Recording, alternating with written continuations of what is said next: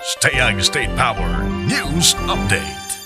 Malampusog ipahigayon ang 2007 Mapawa Environmental Youth Camp nga gipasiugdahan sa Environmental Management Bureau ug Stayag State Power Incorporated diha sa Barangay Cugman, Cagayan de Oro City. 55 ka mga youth leaders gikan sa lungsod sa Villanueva ug Dagbayan sa Cagayan de Oro ang misalmot sa duha ka adlaw nga pagbansay-bansay alang sa pag-amping sa kinaiyahan. Ang Mapawa Environmental Youth Camp gipasiugdahan aron pagdugang sa kahibalo alang sa mga kabataan kalabot na sa kamahinungdanon sa pag-amping sa kinaiyahan. Just simply manage your waste and practice the 3 R's: reduce, reuse, and recycle. Gipasalamatan ni EMB Regional Director Dr. Sabdullah Abubakar ang Stayag State Power Incorporated sa makanunayon ni ining pagsuporta sa mga kalihukan tumong ang pagpalambo sa katilingban ug pagpanalipod sa kinaiyahan. This is designed in coordination with the industries to train the youth and educate the youth on the concept of sustainable development.